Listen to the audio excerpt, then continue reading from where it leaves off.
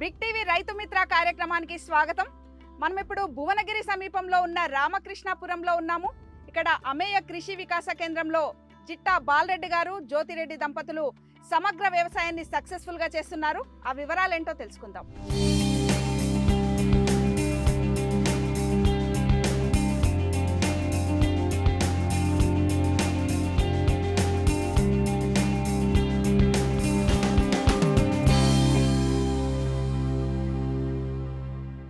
Madam, ఇప్పుడు integrated farming లో 365 days income వస్తుంది అంటారు కదా, ఎట్లా వేటి నుంచి మనం ఇన్కమ్ ఏ సీజన్స్ లలో పొందొచ్చు? ఇప్పుడు మనకు అక్కడ జామ చూపించినాకండి, జామ మధ్యలో కాకర వేసినాము, పుచ్చ వేసినాము, తర్వాత గుమ్మడికాయ వేసినాము, 3 రకాలు అందులో వేసినాము. ఈ మడిలోకి వచ్చేసరికి ఇందులో మామిడి మదర్ ప్లాంట్స్ ఎక్కువ ఉన్నాయి. మదర్ ప్లాంట్స్ మధ్యలో ఏం చేసినామంటే 3 బెడ్లు దొండకాయ, తర్వాత నేతి బీరకాయ, పర్వల్స్ పొటల్స్ అంటాం కదా, అవి 3 రకాలు అందులో వేసినాం. ఇక్కడికి వచ్చేసరికి ఇప్పుడు మీకు కనబడుతున్నాయి కదా, బెండకాయ, ఎర్ర బెండ, తర్వాత కొంత టమాటా అక్కడ ఉంది, టమాటా తర్వాత మిర్చి వేసినాము, వంకాయ ఉంది, దొండకాయ ఉంటుంది, తర్వాత బంతిపూలు. వీటితో పాటు ఇట్లా బార్డర్లలో కూడా పూర్తిగా మేము పొలం అంచలం బట్టి అక్కడక్కడ ఈ మునగ చెట్లు పెట్టినాము. అంటే మునగ చెట్ల నుంచేమో మేము ఆకు పొడి కూరగాయలు అన్నీ అమ్ముతాము. మిగతా కూరగాయలు మనం పెట్టిన తర్వాత ఆకుకూరలు అయితే 15 డేస్ నుంచి, మెంతికూర ఇట్లాంటివి 15 డేస్లో స్టార్ట్ అయిందంటే ఆకుకూర అయిపోయేటప్పటికి 40 డేస్, మిగతా కూరగాయలు అయిపోయేటప్పటికి 3 months పడుతుంది. ఈ లోపల మళ్ళీ కొత్త విత్తనం పెట్టుకొని కొత్త మొక్క తయారు చేసుకుంటూనే ఉంటాము. వీటితో పాటు ప్యారలల్గా మనకు జామకాయలు, నిమ్మకాయలు సంవత్సరం పొడవునా కాస్తూనే ఉంటాయి. అయితే మనం పెట్టింది కూడా అన్ని ఆల్ టైమ్ వెరైటీస్ మీద పెట్టాం కాబట్టి నిమ్మకాయ కాస్తుంది, ఇవి మిగతా కూరగాయలు కాస్తూనే ఉంటాయి. ఇట్లా కంటిన్యూగా వస్తుంది. అయితే మనం ఒక చెట్టు పెట్టినా 2 చెట్లు పెట్టినా దాని కింద కలుపు తీయాల్సిందే, అంత మెయింటెనెన్స్ ఉంటుంది.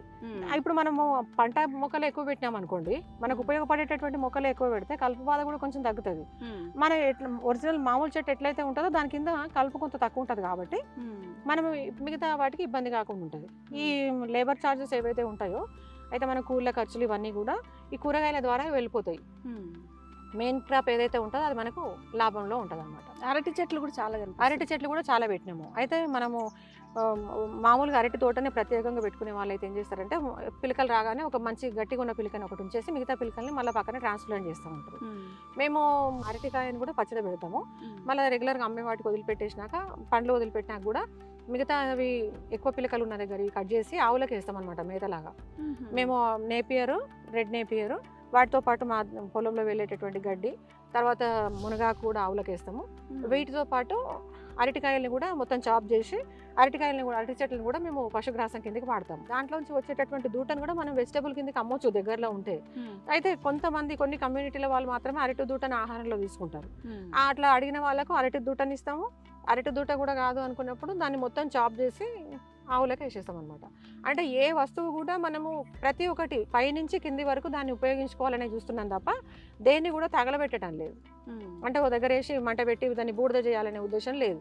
ఇప్పుడు కూరగాయ మొక్కలు ఉన్నాయి, కూరగాయ మొక్కలు కూడా అంతే. మొత్తం హార్వెస్ట్ అయిపోయిన తర్వాత దాన్ని అంతా బీకి ఇప్పుడు మీకు చూపిస్తాం, ఎక్కడ పడితే అక్కడ ఒరాల మీద వేసేస్తున్నాము. ఒరాల మీద మొత్తం బెడ్లలాగా పెట్టి దాని మీద పేడ ఒక లేయర్, ఆవు మూత్రం డంప్ మొత్తం ఒక దగ్గరికి కలెక్ట్ చేస్తాము. కలెక్ట్ చేసిన ఆవు మూత్రాన్ని తీసుకొచ్చి దాని మీద పోసేస్తుంటాము. తొందరగా మాన్యూర్ గా తయారవుతుంది. ఇప్పుడు మన ఈ పొలానికి అవసరమైనటువంటి ఎరువు మళ్ళీ అదే వచ్చేస్తుంది. అంటే ఇప్పుడు మనం ఈ పొలానికి సంబంధించి ఎరువులు కావచ్చు, పురుగు మందులు కావచ్చు, ప్రతిదీ మనము మన దగ్గర తయారు చేసుకునేవేనా? మన దగ్గరే. ఒక బెల్లం ఒకటే బయట కొంటున్నాము, ఈస్ట్ ఒకటి బేకరీలో మనం బ్రెడ్లలో వాడే ఈస్ట్ ఉంటుంది కదా, ఆ ఈస్ట్ను బెల్లం ఒకటి బయట కొంటున్నాం. రిమైనింగ్ మాన్యూర్ సంబంధించింది మొత్తం కూడా మన దగ్గరదే. ఇప్పుడు మీరు ఎక్కడ చూసుకున్నా కూడా చూడండి, ఎందుకంటే ఊర్లలో కనపడేటట్టు పెండ కుప్పలు కనపడతాయి. మొన్న వేరే రైతులు అంటున్నారు మన పెండ కుప్పలు చూడక ఎన్ని రోజులు అయిందని. అంటే కలుపు మొక్కలతో సహా ప్రతి ఒక్కదాన్ని మనం మాన్యూర్ కిందకి వాడుతున్నాం, దాన్ని కన్వర్ట్ చేస్తున్నాం అనమాట. అయితే దానివల్ల ఏమవుతుందంటే వాల్యూ అడిషన్ అనేది మనకి ఎప్పటికప్పుడు జరుగుతూనే ఉంటుంది. ఇప్పుడు కలుపు మొక్కలు ఉన్నాయి, కలుపు మొక్కలను తీసి మనం తగలబెడితే మన కూరల డబ్బులు మన మీద పడతాయి, అంతకు తప్పించి ఇంకేం లేదు. అదే కలుపు మొక్కల్ని కనుక మనం ఎరువుగా మార్చుకుంటే ఆ కూరల డబ్బులు మనకి ఎరువులో వచ్చేస్తాయి కదా. అంటే మన మీద భూమికి కూడా జవ వస్తుంది. దాని ఎన్విరాన్మెంట్ కి మనం డిస్టర్బ్ చేసిన వాళ్ళం కాదు. మన ఆరోగ్యాన్ని మనం కాపాడుకుంటాము, భూమికి ఆరోగ్యాన్ని ఇస్తున్నాము, ఎన్విరాన్మెంట్ కి వాతావరణాన్ని మనం కలుషితం చేయటం లేదు. ఎట్ ద సేమ్ టైం మన మీద పెద్ద పెద్ద బండలు పెట్టుకోవట్లేదు. ఓకే, సేంద్రియ ఎరువు అయితే అది ఇచ్చినాము. అవును. మరి ఇప్పుడు పురుగులు చాలా దాక్తాయి కదా, ఈ పురుగులకు సంబంధించి మరి పిచికారీలు ఏమేమి చేస్తారు? దానికి సంబంధించింది వేప గింజలతో తయారు చేసినటువంటి కషాయము, కానుగ గింజలు, సీతాఫల గింజలు, తర్వాత బలం కోసం ఆవాలు, ఆముదాలు, ఇట్లాంటి అన్ని న్యూట్రియంట్స్ చేంజ్ చేస్తూ ఉంటాం అనమాట. చేంజ్ చేయడం వల్ల తక్కువ ఖర్చులో మనకు అందుబాటులో ఉన్న వనరులతోటి మనం వ్యవసాయం ఎట్లా చేయాలనేది చూపిస్తున్నాం అనమాట. ఇప్పుడు పేడ ఆవులు లేవు, ఆవులు పెంచుకునే శక్తి లేదు, అప్పుడు ఏం చేయొచ్చు అంటే అదే న్యూట్రియన్స్ మనం సబ్స్టిట్యూట్ ఏంటిది అన్నప్పుడు ఆవాలు కానీ ఆముదాలు కానీ పల్లీలు కానీ వీటిని రుబ్బి మనం వాటర్లో నానబెట్టి అది పోసినా కూడా మనకు సేమ్ న్యూట్రియన్స్ అందుతాయి. అంటే ఆల్టర్నేట్, ప్రతిదానికి ఒక ఆల్టర్నేట్ ఉంటుంది, మనం వెతుక్కోవాలి దాన్ని అంతే. అట్లా చూపిస్తున్నాం అనమాట. అది కొంత ఈజీ అయిపోయింది.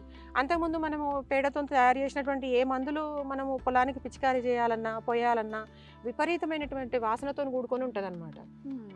అంటే ఇప్పుడు మనం ఈరోజు పంచగవ్య స్ప్రే చేసినాము, జీవామృతం పోసినాము, లేదంటే ఇంకోటి మనము బకెట్లలోనో బిందెలలోనో పట్టుకుపోయేటప్పుడు పొరపాటున మన మీద పడ్డా కానీ అసలు స్ప్రే చేసినప్పుడు కానీ విపరీతమైన వాసన వచ్చేస్తుంది ఆ పూట మొత్తం కూడా. అటువంటి అప్పుడు అసలు ఒక రకమైన ఇరిటేషన్, స్మెల్స్ పడని వాళ్ళకి దానికి. అటువంటి పరిస్థితులలో మనం ఏం చేసినామంటే అంతా కూడా ఇప్పుడు అక్కడ ఫామ్ పాండ్తో పాటు మన చేపల వాటర్తో పాటు మేము ఎరువుకుంట కూడా తయారు చేసుకున్నాం అనమాట. ఫర్టిగేషన్ ట్యాంక్ దాంట్లోంచి దీనికి కనెక్ట్ చేసినాము. వాటర్తో పాటు ఎరువులు వెళ్ళిపోతుంటాయి. అట్లానే ఎక్కడ మనం ఇవ్వాలనుకుంటామో ప్రతి పాయింట్లో అంటే ప్రతి మూలలలో కూడా వెంచురీస్ ఏర్పాటు చేసి మొక్కలకు పోవాల్సినటువంటి న్యూట్రియంట్స్ అన్నీ కూడా ఆ డ్రమ్లలో పెట్టి వెంచురీ కనెక్ట్ చేస్తున్నాం. అంటే వెంచురీస్ అంటే చిన్న పైప్ లైన్స్ అంటే కనెక్ట్ చేస్తామండి. అక్కడ చూపిస్తాను నేను. ఓకే. అది సగ్ చేసుకుంటుంది, డైరెక్ట్ సగ్ చేసుకొని ఇంకా మనం ఏ లైన్కి వెళ్ళాలనుకుంటే ఆ మడికి వెళ్ళిపోతుంటాయి అనమాట. అప్పుడు మనం చెట్టుకు తిరిగిపోయాల్సిన పని లేదు. ఇప్పుడు స్ప్రే చేయాల్సిన మందులు ఉన్నాయనుకోండి, స్ప్రే చేయాలి తప్పదు. కానీ వాటర్లో ఇవ్వాల్సినటువంటి అవసరం ఉన్నటువంటి వాటిని కూడా మనము ఇబ్బంది పడకుండా ఈజీగా పారించుకోవచ్చు. ఇప్పుడు ఈ మడి మొత్తం ఉంది, దీంట్లో దగ్గర ఒక 500 మొక్కలు ఉన్నాయి, 500 మామిడి చెట్లే ఉన్నాయి అనుకోండి. ఇప్పుడు 500 మామిడి చెట్లకు మనం చెట్టుకు పోయాలనుకున్నా కూడా ఒక 4 మనుషులను పెడితే కానీ సాయంత్రం వరకు కాదు. లేబర్ షార్టేజ్ చాలా ఉంటుంది ఒక్కొక్కసారి. అటువంటి అప్పుడు మనం దాంట్లో వెంచురీలో వేసి మన డ్రమ్ముతో భారీ చేసుకుంటే మనకు ఒక 40-45 మినిట్స్లో మడి అయిపోతుంది. ఒకటే మనిషి ఆపరేట్ చేసుకోవచ్చు. ఓకే. అట్లా ఫామ్ పాండ్లో చేపలు పెంచుతున్నామన్నారు కదా, అసలు ఫామ్ పాండ్ తవ్వించుకోవాలి అనే ఆలోచన ఎట్లా వచ్చింది? చేపలు ఎప్పటి నుంచి పెంచుతున్నారు? మనకు వాటర్ తక్కువ ఉన్నాయని చెప్పినా కదండి. అయితే కాలువల ద్వారా కాదు, డ్రిప్ ఇరిగేషన్ పోవాలనుకున్నప్పుడు వాటర్ అనేది మనకు సఫిషియెంట్ ఉండాలి.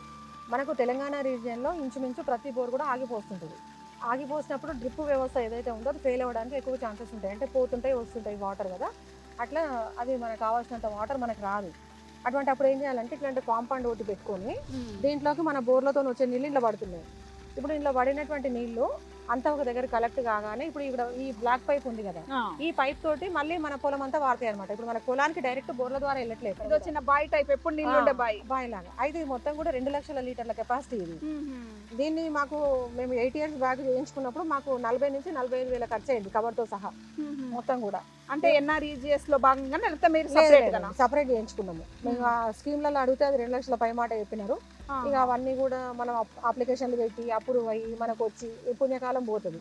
ఇదంతా కాదని చెప్పేసి డైరెక్ట్ చేయించుకుంటే ఎంత అయితే చూద్దాం అనుకుంటే 45,000 మాకు మొత్తం కవర్ తో సహా కంప్లీట్ అయిపోయింది. ఇప్పుడు కంప్లీట్ అయిన తర్వాత దాంట్లో మోటార్ ఉంది కదా, ఆ మోటార్ వాటర్ ని తీసుకొని మన పొలం అంతా పంపిస్తుంది అనమాట. ఇక్కడ నుంచి సెంట్రల్ వాటర్ సిస్టమ్ ఇదంతా కూడా మన 6.5 ఎకరాలకు ఇక్కడ నుంచి వాటర్ వెళ్తుంది. బోర్లలో వచ్చే వాటర్ ఇందులోనే పడుతుంది, మొత్తం వచ్చి దీంట్లో వస్తుంది. దీంట్లో మనకు ఇప్పుడు దీంట్లోంచి వెళ్ళే వాటర్ కాబట్టి, కలెక్ట్ చేసిన వాటర్ కాబట్టి అది ఒకటే మెజర్మెంట్ లో వెళ్తుంది. వాటర్ ఆగిపోయడానికి అది అవకాశం లేదు. మనకు మున్సిపాలిటీ నీళ్ళు వచ్చే సంపులు ఉంటే సంపు నుంచి బోరేసుకున్నట్టు ఇంకా అంతే. అయితే దీనివల్ల ఏమవుతుందంటే ఒకటేమో అన్ని మొక్కలకి ఈక్వల్ గా వాటర్ పడతాయి, రెండవదేమో పైప్ లైన్ డిస్టర్బ్ కావు. మళ్ళీ ఎట్లయినా వాటర్ ఇక్కడ పెడుతున్నాం కాబట్టి దీంట్లో కొన్ని చేపలు కూడా వేస్తే అయిపోతుంది కదా అనే ఉద్దేశం మీద చేపలు కూడా వేసాం. చేపలు ఎప్పుడు వేసారు? చేపలు బోర్ పెట్టినప్పుడు స్టార్టింగ్ నుంచి వేసినామండి. అయితే బొచ్చలు రవ్వలు అవి వేసినప్పుడు బాగానే వచ్చినాయి ఈల్డ్. తర్వాత కొరమీను వేస్తాం ఒకసారి. కొరమీను నాన్ వెజ్ చేప, అంటే దానికి సమయానికి ఆహారం అందకపోతే ఒకదాన్ని ఒకటి తినేసుకుంటుంది. అట్లా అది ఇబ్బంది పెట్టింది మాకు. ఆ తర్వాత ఇప్పుడు గొరకలు వేసినాము. ఇప్పుడు ఇందులో ఉన్నటువంటి నాచే దానికి సరిపోతుంది. బయట నుంచి ఏం ఫీడ్ ఇవ్వరు, ఏమి ఇవ్వట్లేదు. ఇప్పుడు దాంట్లో కొన్ని వేసినాము, చిన్న పిల్లలు అన్ని కనబడుతున్నాయి కండి. అవే పిల్లలు చేసుకుంటుంటాయి, అవే తిరుగుతుంటాయి. కాబట్టి ఒకవేళ కొంగలు అవి పట్టకపోయినా గానీ మనకి ఇది మరీ మొత్తం మూసుకపోకుండా ఎప్పటికప్పుడు కొంత క్లీన్ అవ్వడానికి ఛాన్స్, నేచురల్ గా క్లీన్ చేస్తుంటాయి అవే. మళ్ళీ ఆ చేపల విసర్జితాలు ఏవైతే వాటర్ లోకి వెళ్తాయో ఆ వాటర్ మళ్ళీ మన మొక్కలకి వెళ్తున్నాయి కదా, మొక్కలకి వెళ్తాయి కాబట్టి దాని మాన్యూర్ కూడా మనకు వాటర్ తో పాటు ఉపయోగపడుతుంది, చెట్లకు కూడా బలం వస్తుంది. అట్లా ఏ పని చేసినా కూడా ఒకదానికి ఒకటి ఇంటర్లింక్ అట్లా ఉంటది. కాబట్టి దీన్ని మనం చేసి చూపించాం అనమాట. ఇప్పుడు ఇంచుమించు అందరి ఫామ్లలో ఇవన్నీ ఉన్నాయి. ఇప్పుడు ఈ చేప పిల్లలు ఎప్పుడు వస్తాయి మేడం? 1 కిలో చేప కావాలంటే ఈ చిన్న పిల్ల ఎంత రోజులు పడుతుంది? 6 months పడుతుందండి. 6 months పడుతుంది, కానీ మనము పూర్తిగా దాని మీద కాన్సన్ట్రేట్ చేయలేదు. దీంట్లో ఇప్పుడు మన మెయిన్ కాన్సన్ట్రేషన్ ఫారం పాండే. మనకి farm pond farm pond neat గా ఉండాలంటే ఇవి తినడానికి చేపలు వేసినాము. 1 కిలో వరకు అయినాయి ఒక్కొక్క చేప. ఇప్పుడు ఇంటి మందం సరిపోతాయి. ఇంటి మందం సరిపోతాయి. అంతకుముందు అయితే అమ్మినాం కూడా, ఫస్ట్ 2 సార్లు కూడా అమ్మినాము. మేము 150, 180 రూపాయలు కిలో పెట్టి బొచ్చెలు అవి అమ్మినాము. కొరమీన్ మాత్రం 450కి అమ్మినాము. ఇంకా ఆ తర్వాత కొరమీన్ పెట్టుకుంటే కొంత మనం కాన్సన్ట్రేషన్ దీని మీద పెట్టాలి. అందుకోసం అక్కడ చూడండి 1.5 కిలో వరకు కనబడుతుంది. కొద్దిగా పెద్ద ఉంది చేప. అయితే ఇంకా ఇవన్నీ కూడా ఇవి పిల్లలు అవుతుంటాయి కాబట్టి ఇబ్బంది కాకుండా ఉంటుంది, మనకి ఫామ్ పండు క్లీన్ అవుతుంది అనే ఉద్దేశం మీద. తర్వాత ఈ కవర్ పాడు కాకుండా ఉండాలి, వాటర్ ఎక్కువగా ఎప్పుడు కూడా ఎవాబరేట్ కాకుండా ఉండాలనుకుంటే ఇట్లా ఫామ్ పండు చుట్టూ కూడా చెట్లు పెట్టాలి. కొద్దిగా నీడ ఎక్కువ ఉండే చెట్లు పెడితే బెటర్. అయితే మీరు ఈ చెట్ల అన్నింటిలో కూడా మేము చూడండి, మేము ఇంట్లో మునగబెట్టినాము, కొంత వేపు ఉంది, అరటి, తర్వాత సుబాబు, కరివేపాకు, అటు వెదురు. అది సుబాబులు కాదండి, అది ఇండోనేషియాది కలుపు మొక్కనే. ఇవి మొక్కల ఆకులు ఏవైతే ఇందులోకి రాలుతాయో రాలినటువంటి మళ్ళీ మనకు మాన్యూర్ అవుతుంది. ఈ చెట్లు ఉండడం వల్ల ఈ కవర్ ప్రొటెక్ట్ అవుతుంది, ఎండ ఎక్కువ తగలకుండా ఉంటుంది, వాటర్ తొందరగా ఆవిరి కావు, వేడి కూడా ఎక్కువగా కావు. మళ్ళీ దాంతో పాటు ఇంకోటి ఏంటంటే ఈ పండు పక్కన ఉన్నటువంటి జాగా వేస్ట్ కాకుండా మనం ఈ చెట్లు పెట్టాం కదా, ఈ చెట్ల ద్వారా కూడా మనకు ఇన్కమ్ జనరేట్ అవుతుంది. అంటే మనం కొత్తగా 1 ఎకరం ఉంటేనే ఎకరం మధ్యలో గుంతలు తీసి పెట్టాలనేది ఏం కాదు, మనకి ఎక్కడ జాగా ఉంటే అక్కడ మనం మొక్కలు పెట్టుకుంటూ పోయినాం అనమాట. ఇప్పుడు దీని ద్వారా వచ్చేటటువంటి ఆదాయం ఒకరి జీవితం వెళ్ళినా కూడా మనకి నయమే కదా. అట్లా ప్రతి ఒక్కటి రైతు కొంత ఆలోచించుకొని చేసుకోవాల్సిందే. కొత్తగా భూములు పుట్టవు, కొత్తగా ఇంకా మనకి ఎవరు వచ్చి రైతుల్ని ఆదరిస్తారనో రైతుల్ని ఉద్ధరిస్తారనో ఏం అనుకోవాల్సినటువంటి అవసరం లేదు. మన పనులు మనం చేసుకోవాలి. రైతు సెల్ఫ్ సస్టైన్ అయిందంటే అది అంతకు మించిన అదృష్టం లేదు. కాబట్టి దాంట్లో ఎన్ని రకాలుగా పనులు ఉన్నాయో అన్ని రకాలు కూడా మనం రైతులకి చేసి చూపిస్తున్నాము. ఒక్కొక్కటి రైతు కూడా అవగాహన తెచ్చుకొని వాళ్ళ పొలంలో చేసుకుంటే బాగుంటది. తర్వాత వాటర్ కూడా వేస్ట్ కాకుండా ఉంటాయండి. అదే కొన్ని నీళ్ళతోని మడులు వారాలంటే కష్టం. ఈ 2 బోర్లా మేడం? ఇవి 2 బోర్లు. ఇప్పుడు ఈ 2 బోర్లు ఇవి. ఇప్పుడు ఈ బ్లాక్ పైప్ లోంచి వచ్చే బోరు నేను చెప్పిన కదా, ఇంకుడు గుంత ద్వారా వచ్చేటటువంటి. ఇప్పుడు ఈ బోరు కూడా ఇంతకుముందు ఆగిపోతుంది, ఇప్పుడు అన్ని కూడా ఒకటే లెవెల్లో పోస్తున్నాయి.